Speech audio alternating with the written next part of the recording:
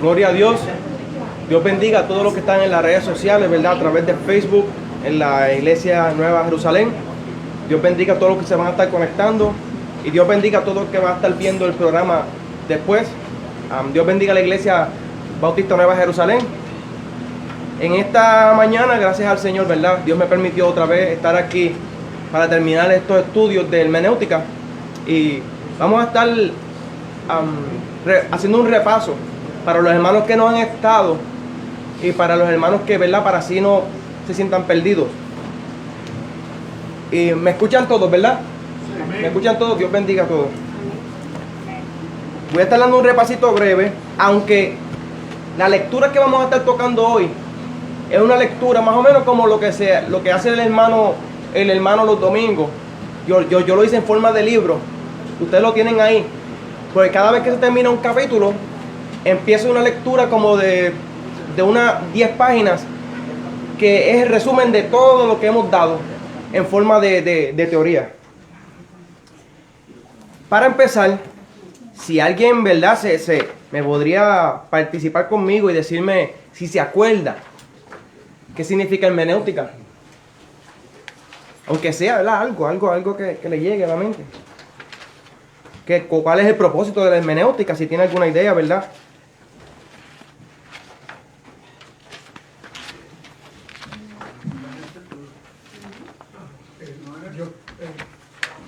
¿Y cualquier persona? De la palabra. Exacto. Amén. Estudiar y poder explicar la Biblia correctamente. Amén. Amén. ¿Alguien más? Comprender las escrituras. Amén. Perfecto. ¿Alguien más? Amén. La hermenéutica, para dar un repaso, es la ciencia de la interpretación. Es un conjunto de conocimientos obtenidos mediante la observación de la palabra. Y nosotros podemos usar varias definiciones, algunos términos, como le estaba explicando, que era hermenéutica, que es el estudio de los principios de la interpretación bíblica. Lo voy a colocar por aquí.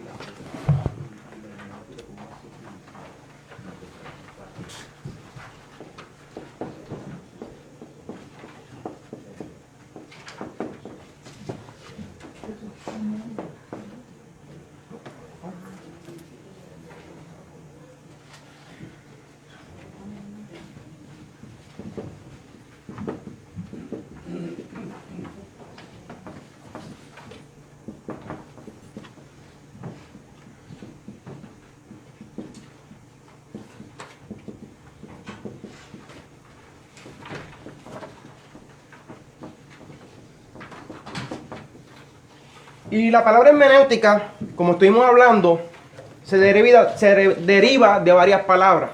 La palabra hermenéutica es una palabra, por decirlo así, es más griega, en el sentido de que siempre que usted va a escuchar alguna palabra, es un conjunto de una idea de una persona que lo encontró, y como no lo encontró, esta persona le puso ese nombre para que las personas tuvieran una idea, una línea a qué se refería. Ejemplo, hermenéutica viene, por decirlo así, de el dios Hermes, de los griegos, que era el dios de la interpretación. Él le quiso añadir esto, o sea, estas personas le añadieron lo que era la palabra hermenéutica para poder así darnos una breve explicación más rápido de lo que sería la interpretación bíblica. ¿Por qué razón, hermanos?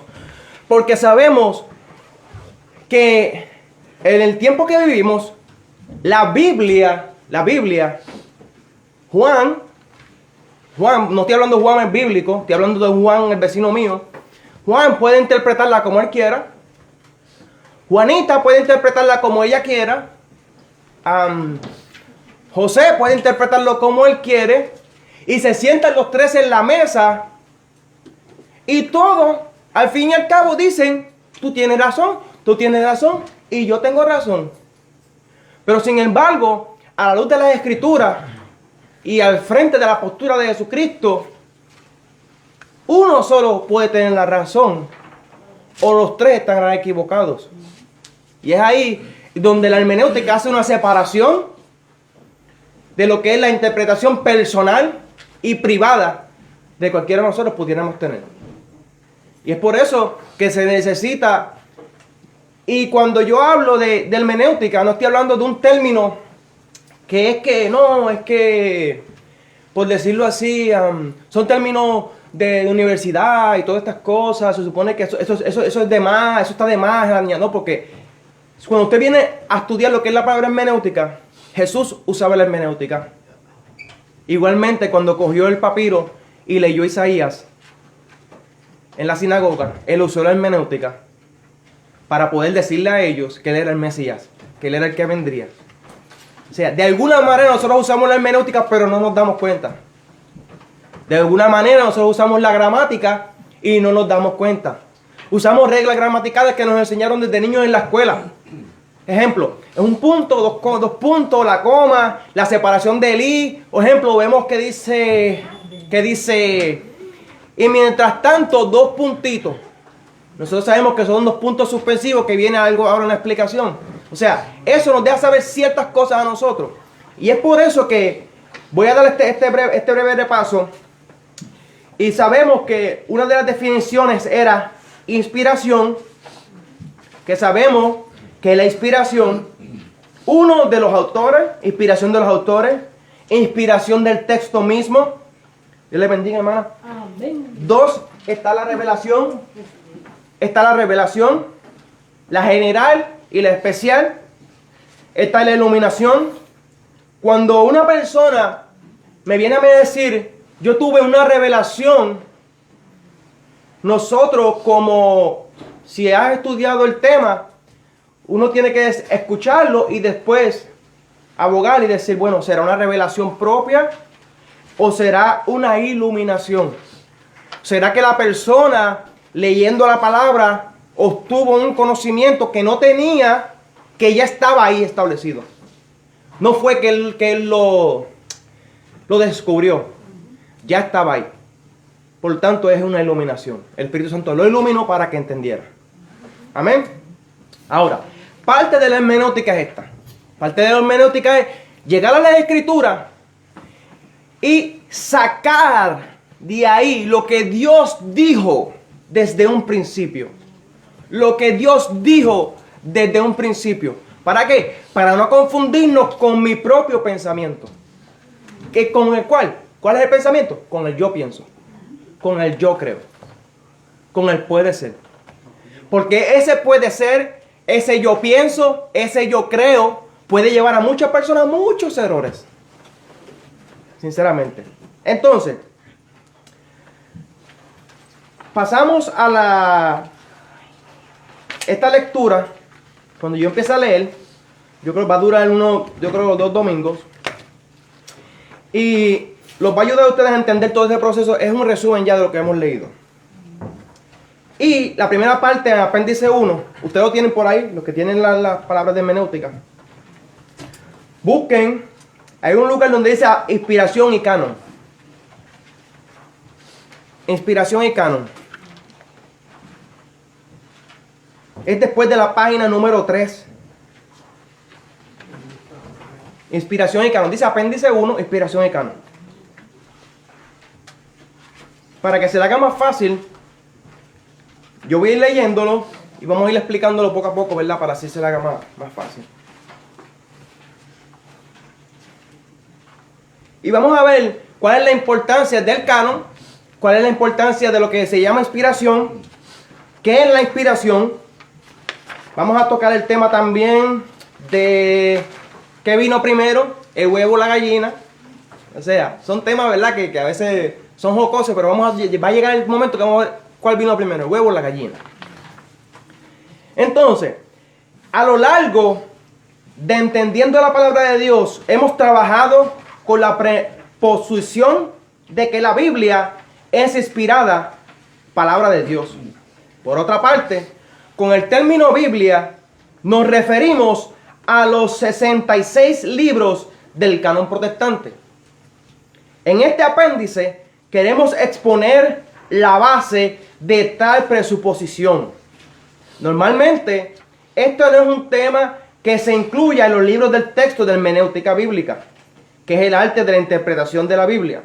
No obstante, en los últimos años ha habido tal proliferación de literatura popular que cuestiona, escuchen esto, que cuestiona la idea tradicional de la naturaleza de la Biblia, que hemos creído importante tratar esta cuestión, aunque sea brevemente en este libro. ¿Qué es inspiración? La principal razón por la que estudiamos la Biblia es el deseo de escuchar la palabra de Dios para nosotros. La Biblia fue escrita por numerosos autores humanos. Sin embargo, su aspecto divino está inseparable y misteriosamente entretejido en cada versículo. El término que utilizamos para describir esta relación entre el papel divino y el humano es inspiración.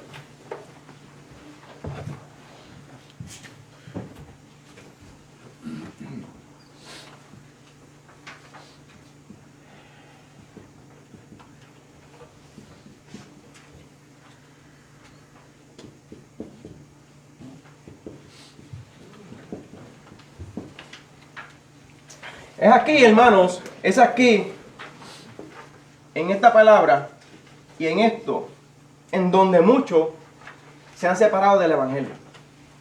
Muchos le han creído a otra persona que eso lo escribió un hombre. Sinceramente, por no entender este punto. Por no entender lo que la Biblia dice y desarrolla contundentemente que toda la Escritura es inspirada por Dios. Toda. Toda. No hay ni un dos puntos.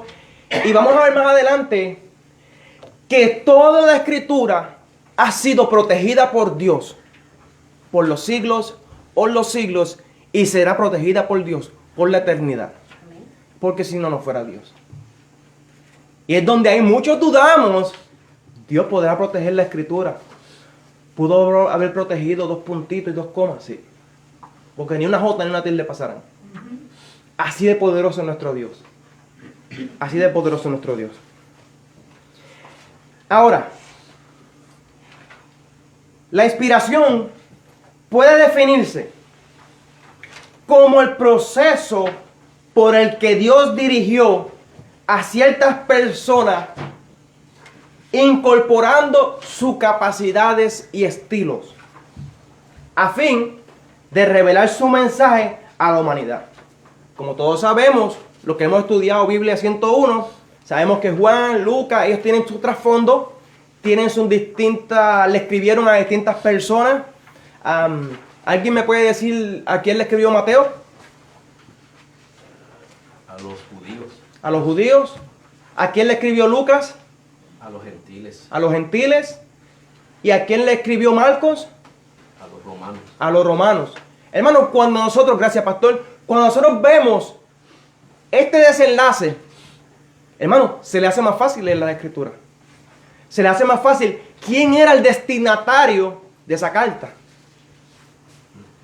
Entonces, se le hace más fácil poder ver que dentro de cada ejemplo, si yo quiero buscar cómo era la cultura judía, yo me voy a Mateo.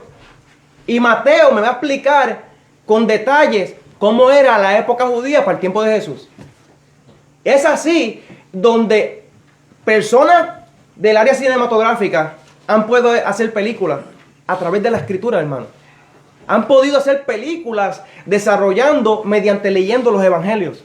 Cómo eran los judíos, cómo eran los romanos. Ahora, Pablo explica el concepto de inspiración en 2 de Timoteo 3:17. 3:16 al 17.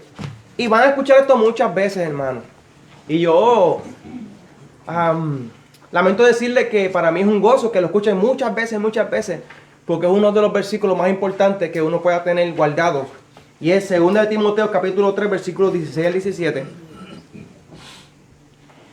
Que dice: toda la Escritura es inspirada por Dios, útil para enseñar, para redarguir, para corregir, para instruir en justicia, a fin de que el hombre de Dios sea ¿qué?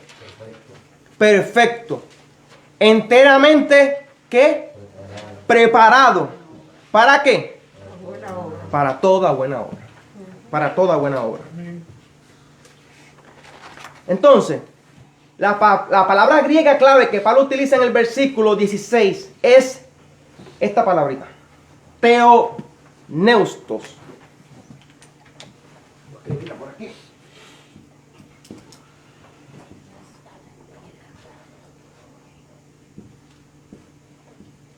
No se escribe bien.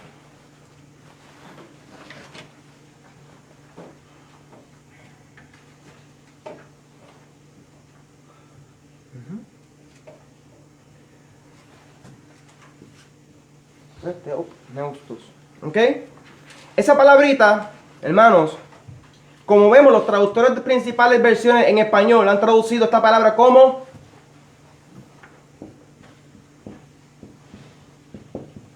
inspirada. Inspirada. Tanto EDBLA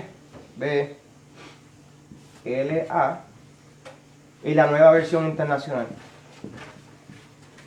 Estas dos Biblias han traducido esta palabra como inspirada. Entonces, el término theopneustos significa literalmente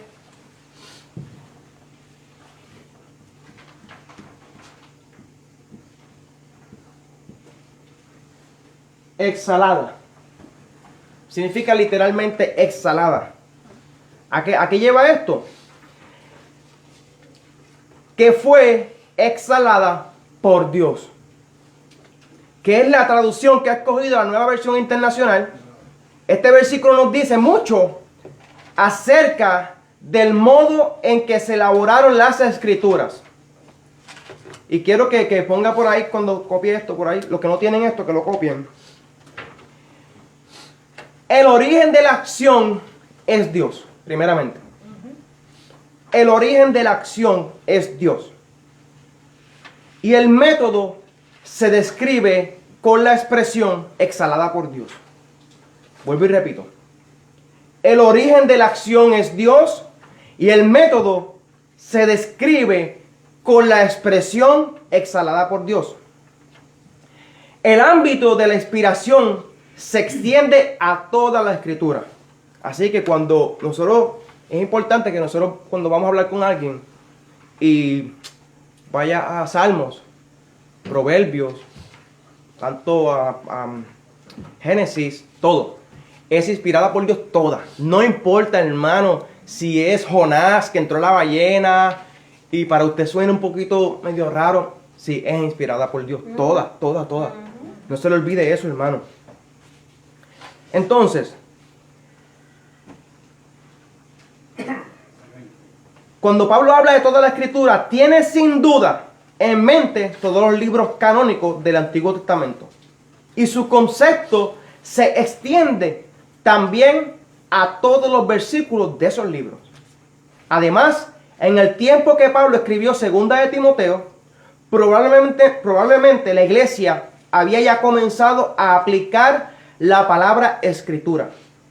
También aquellos escritos del Nuevo Testamento que se habían terminado y circulaban por las iglesias. Hermanos, recuerden que ellos tenían que llevar la iglesia a otros pueblos. Y mientras escribían, iban saliendo estas definiciones y le iban, bueno, aplícalas aquí. Y se iba extendiendo a las nuevas iglesias esa palabra, inspirada. ¿Usted me está entendiendo? Que era la palabra para que mejor la entendieran otros pueblos. Entonces, obsérvese también que son las escrituras las que se califican de inspiradas, no los autores. Punto bien importante. Y voy a borrarla aquí. Porque, hermano, yo hago esto, hermano, porque de alguna manera nuestra memoria tiene una de esto como que saca una foto. Y puede ser que yo escriba algo aquí y usted no se, pero se acuerde de la pizarra y va a ver la palabra.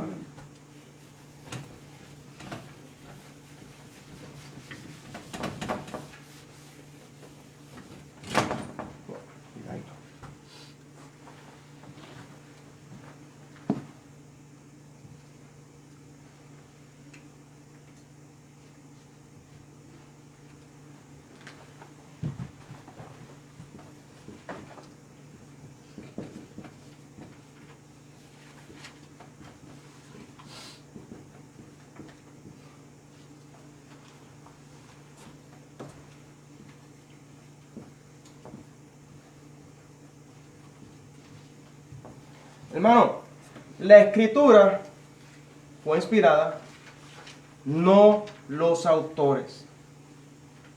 No los autores. La escritura es inspirada por Dios. Los autores no fueron la inspiración de las escrituras. Es ahí donde muchos han llevado a poner a Pablo por encima de Jesucristo, a poner a Juan por encima de Jesucristo, a Santiago por encima de Jesucristo y arrodillarse de frente de esto, porque ellos fueron los que trajeron la palabra. De su mente salió la palabra de Dios. O sea, ha llegado la idolatría a esos límites. Hermano, el ser humano es todo lo que es misterioso, todo lo que es wow, fuera de nuestra mente, es término de idolatría. Entonces, en ocasiones el término inspiración que se utiliza para referirse a algo que le sucedió al autor de un texto. Vuelvo y explico. En ocasiones el término inspiración se utiliza para referirse a algo que le sucedió al autor de un texto.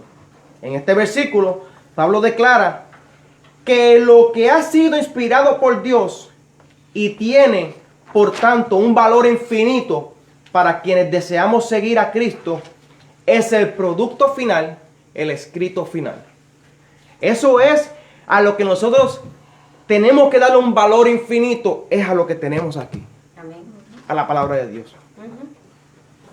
Otro versículo fundamental es 2 de Pedro, capítulo 1, versículos 20 al 21.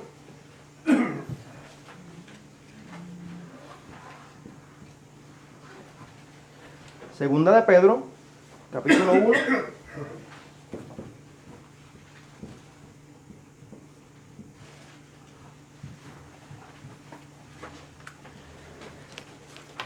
Segunda de Pedro, capítulo 1, versículos 20 al 21. Alguien que lo tenga me lo puede leer, por favor.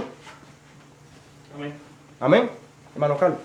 Entendiendo primero esto, que ninguna profecía es de la Escritura es de interpretación privada, porque nunca la profecía fue traída por voluntad humana, sino que los santos hombres de Dios hablaron siendo inspirados por el Espíritu Santo. Amén. Vuelvo y repito, para que vean la palabra, que es la misma, y se le da en este ámbito. Ante todo, tenemos muy presente que ninguna profecía de la Escritura surge de la interpretación particular de nadie. Porque la profecía no ha tenido su origen en la voluntad humana, sino que los profetas hablaron de parte de Dios. Escuchen esto, hermano. Impulsados por el Espíritu Santo. Impulsados por el Espíritu Santo. Podríamos decirlo así. ¿Cuántos de nosotros nos sentimos a veces, no queremos, pero nos sentimos impulsados a llegar a la casa de Dios? Nos sentimos impulsados a ayudar a aquel que no se lo merece. Nos sentimos impulsados. Eso es una obra de Dios. O sea, ahí nosotros no tenemos nada que ver. No hay ningún crédito para nosotros. Simplemente fuimos, ¿qué? Impulsados. ¿Y qué fuimos? El vehículo. Simplemente fuimos el vehículo. Así mismo fueron ellos. Fueron el vehículo para poder tener la palabra de Dios. Este versículo subraya. Alguien, por favor, que me vaya diciendo, hermano sabe, ya me hace más o menos cuando falten 5 o 10, ¿verdad? Para así. Ok, perfecto. Este versículo subraya también el origen divino de la Escritura. Y pregunta, ¿de qué manera participaron en el proceso los autores humanos? Y esa pregunta viene. O sea, ¿de qué manera participaron los autores humanos? Fueron impulsados por el Espíritu Santo. La palabra griega que se utiliza aquí denota a menudo el impulso. Escuchen esto. El impulso que un velero recibe por parte del viento. La palabra que utilizaron aquí se denota a menudo el impulso que un velero recibe por parte del viento. O sea, ese fue el término que ellos utilizaron. Utilizaron un término por decirlo así, ¿cómo se llama eso? De náutica, un tema de náutica, o sea, de navegación. Por tanto, en el texto bíblico se describe la inspiración como un proceso en el que los autores humanos son impulsados por el Espíritu Santo para producir un documento exhalado por Dios. Aquí vamos juntando los rompecabezas. Vuelvo y repito. Por tanto, el texto bíblico se describe la inspiración como un proceso en el que los autores humanos son impulsados por el Espíritu Santo para producir un documento exhalado por Dios. De modo que en dicho proceso participan unos autores humanos, el Espíritu Santo, y el producto final, la Biblia, es inspirada por Dios. Hermano, y para usted podría sonar esto sí, lo sabía. Hermano, porque mucho le cuesta a las personas entender esto a veces. Hermano, les cuesta entender esto, hermano, porque es algo que sale de nuestra capacidad racional y se nos hace difícil a veces entenderlo.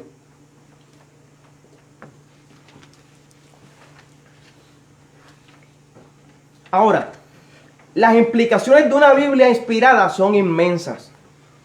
Probablemente tú mismo no estarías leyendo este libro si no creyeras en la inspiración de la Biblia. Y ciertamente nosotros no nos habríamos tomado la molestia de escribir esto que estamos leyendo. Lo que hace de la inspiración algo tan especial es que le da al texto bíblico, escuchen esto, le da al texto bíblico la misma autoridad sobre nuestra vida que tendrían las palabras habladas directamente por Dios. O sea, esta palabra tiene tanta autoridad que si Dios estuviera aquí presente hablándonos a nosotros, es la misma autoridad. Y es ahí en donde nosotros, hermanos, lo digo, ¿verdad?, con todo el respeto, con todo el de esto que nosotros nos merecemos, pero siempre que la palabra se esté exponiendo, debe haber un respeto ante la predicación, ante sea lo que sea, ante sea lo que sea, hermano. Porque no es el predicador que está ahí, que está hablando algo inspirado por Dios. Está hablando las palabras que Dios quería que fueran leídas. Hermano, y se ha perdido hoy día eso en las congregaciones. Hoy día en las congregaciones vemos las prédicas y todo el mundo vuelta. Hermano, tiene que haber una solemnidad y un respeto porque es Dios mismo hablando. Entonces,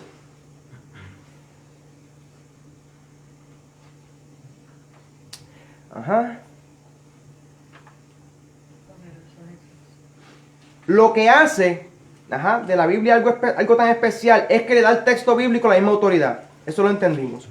Nuestra meta en la vida debería ser entenderle correctamente, buscando en el texto bíblico el significado que Él ha dado a sus palabras, no el que nosotros nos imaginamos o el que nos gustaría que tuviesen. Y es ahí donde entra la hermenéutica. Es de ahí donde entraría la hermenéutica de usted, donde entraría mi hermenéutica aplicada a las Escrituras. Esa es nuestra meta, esa es mi meta. Cada día yo poder leer correctamente y que el significado que yo le dé a ese versículo no sea el que yo quiera para el momento. O sea, para ponerlo así, vuelvo a ir el mismo versículo. Bueno, no me cae bien, por ponerlo así, no me cae bien el pastor, no me cae bien el hermanito. Y voy y paso. Ay, sal de tu tierra. Abraham, sal de tu tierra y de tu parentela. Ahí voy yo. Porque a beneficio propio interpreté la Biblia como yo quería. Y como yo quería interpretar la Biblia de esta manera, usé el pretexto fuera de contexto. Y utilicé a Abraham para que me sacara de mi tierra, de mi parentela, que era la iglesia donde yo no quería estar. Hermano, y sucede constantemente. Usamos cualquier cosa para que la Biblia sea, corrobore lo que yo quiero hacer. Y no es así, hermano. Ahora, ¿cuánto nos falta, hermanos? ¿Alguien me puede decir, pastor? 20. 20. 20, perfecto. Bueno, 10 o 15 para que te dé tiempo de... Ok, perfecto. Hermano, me van a tener hoy para largo. Hoy me toca la predicación también. El pastor ¿verdad? Lo hizo para... Así que estuve hoy... Me van a tener para largo hoy. Pero gloria a Dios. Eso me ayudó a mí, eso me ayuda a mí a mantenerla. Espiritualmente. Exacto. Ahora, vamos a la pregunta de los 44,000 chavitos. ¿Quién vino primero, el huevo o la gallina? Para mí la gallina, porque fue la que creó Dios. ¿Verdad? Ahí vamos con las respuestas. Ahí vamos con las respuestas. El que cree en la ciencia dice el huevo, ¿verdad? ¿Verdad que sí? Ahora, vamos allá. Algunos han planteado la pregunta, ¿qué viene primero? ¿La fe en Cristo o la creencia en la inspiración de la Biblia? Otra pregunta.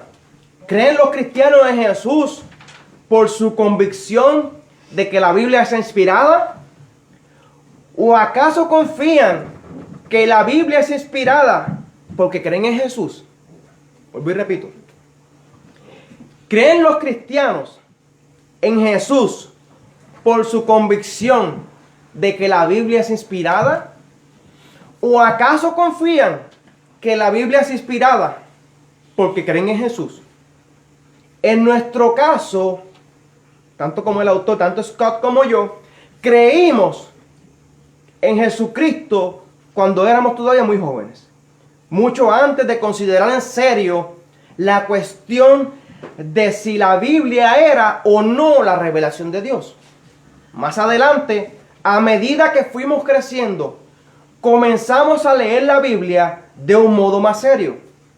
Experimentamos que esta insidía, o sea, esta palabra significa que algo que influye o causa efecto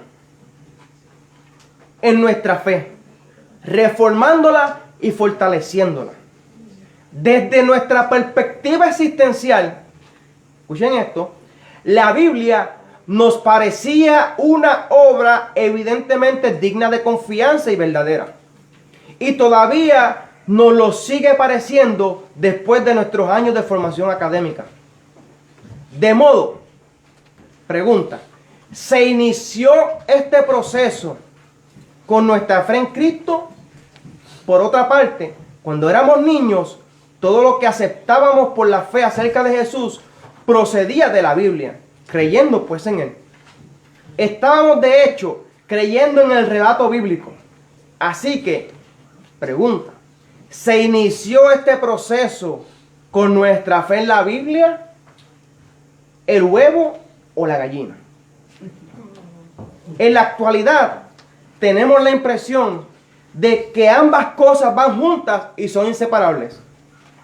Creemos en la inspiración y veracidad de la Biblia porque conocemos a Jesucristo y conocemos a Jesucristo mediante el testimonio de la Biblia.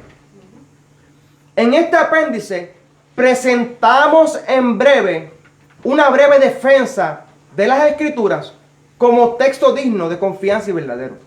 Sin embargo, nuestra convicción en la veracidad de la Biblia no puede nunca reducirse, escuchen bien, a un argumento intelectual que demuestra racionalmente que la Biblia es absolutamente cierta y que por tanto nos fuerza, si queremos ser coherentes con los hechos, a creer en Jesús como el Hijo de Dios. Es bueno que seamos capaces de presentar una defensa clara y lógica de la inspiración y veracidad de la Biblia. No obstante, nuestra relación con Jesucristo, y esto yo lo añadí entre un paréntesis, bien importante. Escucharon la predicación de Luis, que fue la apologética, ¿verdad? Va bien, porque como es teología sistemática, va bien fuerte con lo que es la hermenéutica. Porque es algo que usted va a tener que todo tiempo estar buscándole el verdadero significado para poder enseñárselo a aquellos que no lo saben y a aquellos que contradicen. No obstante, nuestra relación con Jesucristo no depende de nuestra capacidad para desarrollar una defensa racional de la inspiración bíblica. Vuelvo y repito. No obstante, nuestra relación con Jesucristo no depende de nuestra capacidad para desarrollar una defensa racional de la inspiración bíblica. O sea, mi relación con Cristo no depende si yo sé defender la Biblia o no. Hay muchas personas, hermanos, que no saben defender la Biblia, pero tienen una bonita relación con Cristo. O sea, el hecho de que usted no pueda ciertas cosas, buscar ciertos significados, no significa que usted es un mediocre en su relación con Cristo. Significa que está en un proceso que debe desarrollar. That's it. No se sienta menos porque usted no puede defender la Biblia como otros defienden. Como digo yo siempre, zapatero su zapato. Dios le bendiga, hermano Richard, bendiga a la esposa. Hay personas, hermanos, que son apologistas. Hay personas que son evangelistas. O sea, cada cual tiene su don. Pero nunca se sienta menos por el hecho de que usted no pueda defender bien la Biblia, ¿me entiende? Porque esto no es cuestión, como dijo Luis, no es cuestión de tener la razón. Es cuestión de que siempre Cristo gane en la vida de la otra persona y la mía. Porque de qué vale que yo tenga la razón, pero no tenga a Cristo. Y es triste. Entonces, voy a entrar en esta palabra para así, lo que es el primer verso, para así dejarlo ahí, para no añadirle tanto. Porque estuvimos hablando sobre, ¿verdad? Estuvimos hablando sobre el huevo o la gallina, para que no se me olvide. Estuvimos hablando sobre la inspiración. Estuvimos hablando sobre el canon. Y no quiero añadirle mucho, ¿me entiendes? Para que no se tengan muchas cosas. Inerrancia.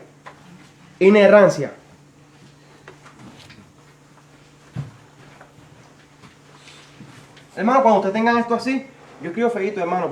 Yo escribo estilo egipcio. Estos jeroglíficos. Tírenle una foto con el celular, lo acerca, le tira una foto si no tiene que copiarlo.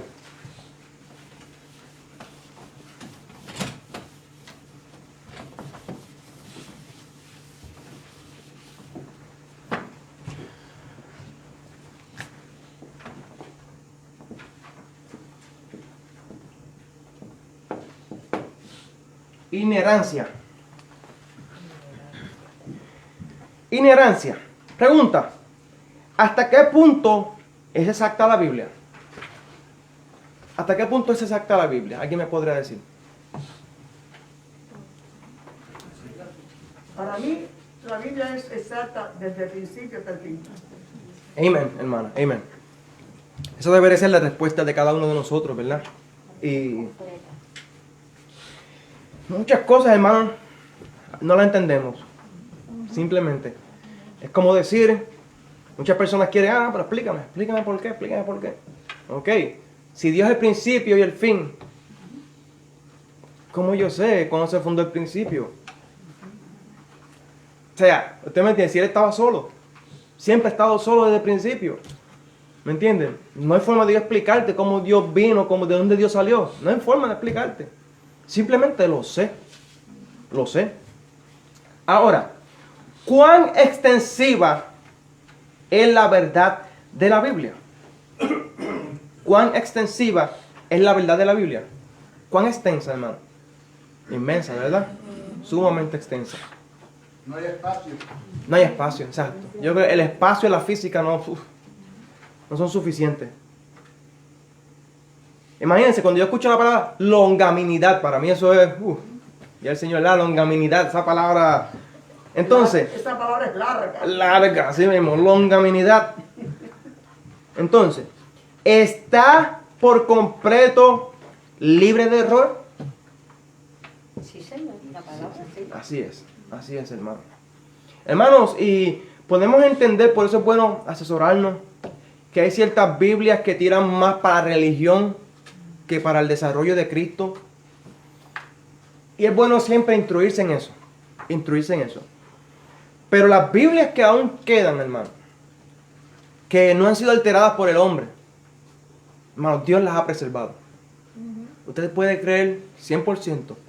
Yo tengo la confianza en mi Padre y yo sé que Él las ha preservado. Amén. Así como ha preservado su vida, así como ha preservado mi vida. Amén. O sea, así de sencillo. Yo siempre hago la pregunta, ¿qué es más difícil, inspirarla o preservarla? Y obviamente inspirarla es mucho más difícil. Entonces, si se le hizo posible a Dios inspirarla, ¿por qué no puede preservarla? Exacto, exacto. Solamente eso, el pastor siempre ha hablado sobre que siempre ha habido el remanente de su pueblo, aun cuando a lo largo de la historia la iglesia se ha ido separando de los preceptos y conceptos, pero el pastor siempre ha comentado como que siempre ha habido un remanente, siempre ha habido un remanente. Ya. So, de la misma manera en que ha habido un remanente de su pueblo, se ha mantenido, Exacto. se ha preservado la palabra. Y una de las maneras que Dios utiliza esa preservación es a personas sometidas, a personas que se comprometen, hermano, con guardar la palabra tal y como es. ¿Me entiendes? Entonces, aún dentro de los ambientes evangélicos, entre aquellos que afirman la inspiración, existe un cierto desacuerdo en cuanto a cuestiones relacionadas con la inerrancia. Creemos que es útil analizar algunos pasajes del Nuevo Testamento donde Jesús utiliza las Escrituras. Ejemplo, el Antiguo Testamento. Pregunta: ¿cuál es su punto de vista acerca de la Biblia? Y esto se lo dejo como asignación, hermanos. Pero apúntelo por ahí, por favor, el domingo que viene. Faltan 5, perfecto. ¿Cuál es su punto de vista acerca de la Biblia? O sea, tómese un momento, hermano, esta semana. Y ¿cuál es su punto de vista acerca de la Biblia? ¿Cuál es su punto de vista? Y la otra, ¿cuál es mi relación con la Biblia? ¿Cómo está mi relación con la Biblia?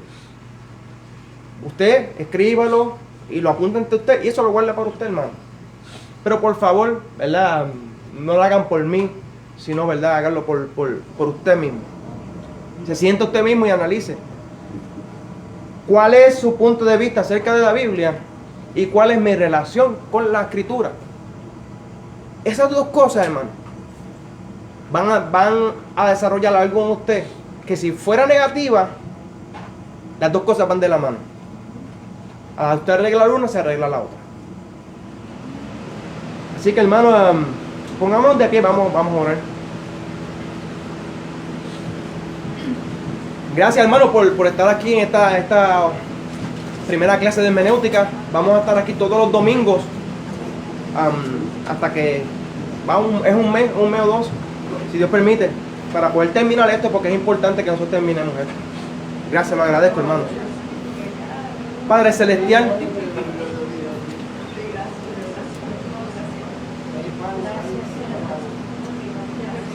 oramos, hermanos.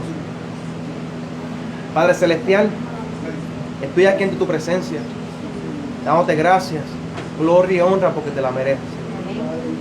Mira a tu pueblo, Padre. Y mi Señor se vino a este lugar, Padre, porque confían en ti, creen en ti, Padre. Y sobre todo necesitamos de tu palabra. Mi Señor, permite, Padre, que cada uno de nosotros abramos nuestro corazón, nuestro entendimiento, mi Señor,